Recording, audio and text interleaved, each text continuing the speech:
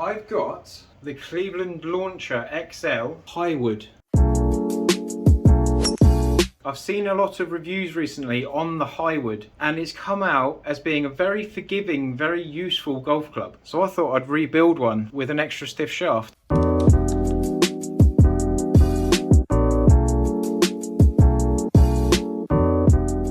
Now, because this is a very forgiving club head, I found that with the normal Cypher 50 shaft, if you swing the club faster, you might lose a bit of control over the club because there's a bit more variance in the shaft for that faster swing speed player. So I went ahead and put an Aldila VS Proto by You 80 gram extra stiff shaft. I've been hitting a few shots, and the consistency of distance is very, very tidy. With a faster swing speed player, you might associate that with a lower handicapper, and in my mind, that lower handicapper will want to shape the ball a bit more. So the shots I've got here already, all of the golf balls are starting in a very similar area. They're all starting just right of centre and drawing back into the target. So I find it very easy to hit a draw with this golf club, and I think that's because the head's very forgiving and the face just sits a little bit closed. If a good player is going to use this golf club, can they get on the golf course and shape it?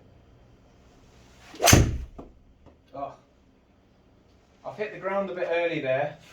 This is exactly what I mean. I've hit the ground early there. I've put quite a bad swing on it, and I'm still getting target. That's still going around my sort of average area. So all of these are normal swings. I'm not swinging at my best today because it's just because it's golf. But I'm kind of there or thereabouts on target, which is very, very nice. So my average carry is 233. With some misstrikes in there, it's varying 5 yards up and down, which is quite a nice window to be in. And my average distance is 250 yards. Now for me, that 250 is quite a nice number to have on the course because there's some short par 4s that I can kind of get close to, and there's some long par 3s into winds that this might just kind of like sit quite nicely with. I just want to hit a few draws and a few fades and a few low shots and just see how easy it is to manipulate the ball flight. Because sometimes with a really forgiving club, you get less side spin compared to a smaller headed, lower profile club. So seeing as I'm hitting a relatively high draw, I'm going to hit a few low fades and just see how easy it is to hit that low fade. So I'm going to have the ball back in my stance. I'm going to try and squirt the ball low under here and fade it back towards target.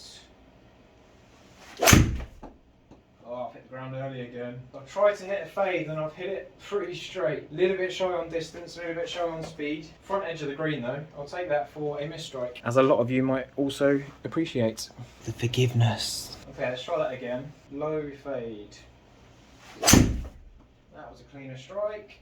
There we go, low fade. Moving back into the target, that's quite nice. Carry was shorter than my normal swing because it's kind of a bit more of a cut down version of that swing. Ball speed was 151 there, and previously I was only getting 145, so that's come quite fast off the face. Spin rate was 1700 higher with that, so while I'm hitting the low fade, it is going to spin more naturally.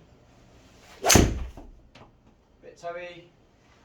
Oh, minimal fade, minimal, but I'm there or thereabouts. Front edge of the green, again the spin spiked up. Fade spins more than draw.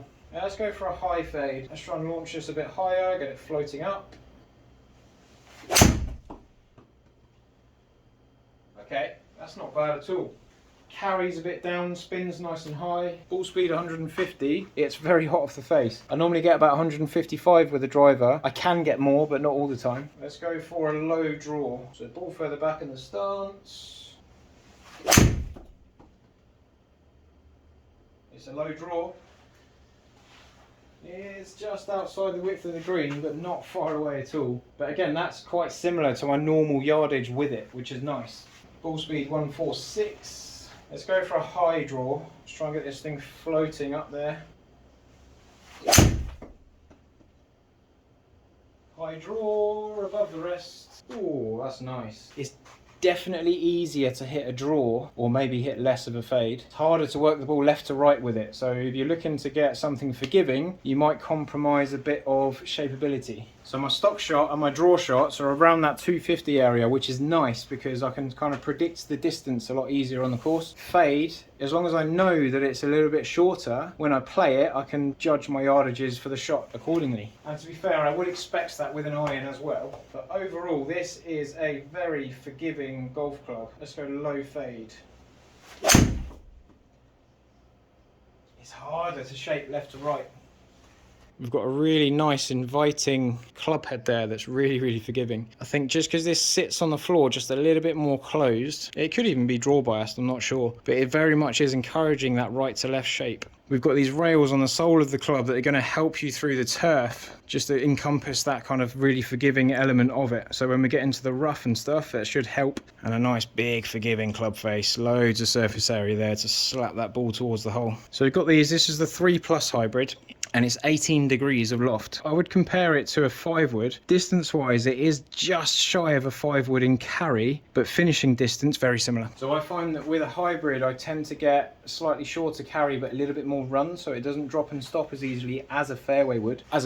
Would. But I am pleasantly surprised by this golf club, and this is 100% going in my golf bag. But look at that grouping. All of those golf balls are in the same sort of area. I'm not really going off piste that often, even when I'm mucking about with shaping the ball. Shaft wise, hybrid shaft, 80 gram extra stiff, Pro 2 by U. It's a slightly older model of shaft. They've been around for quite a few years now, so you can pick these shafts up for not that much. For myself, I reshaft a lot of golf clubs, so it wasn't a problem for me to put this shaft in. You might struggle to find someone that can do it for you, but I think a decent player would do very well. If you're looking for something to rely on, this is a good thing to look at.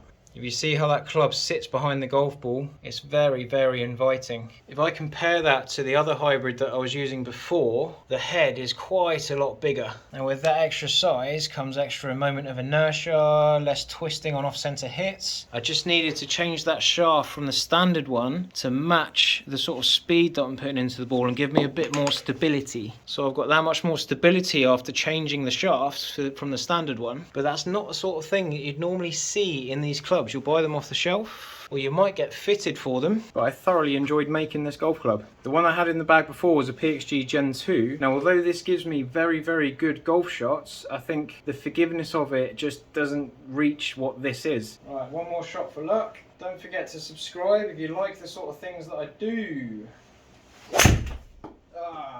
And then I finish off with an absolute drop kick. See you next time.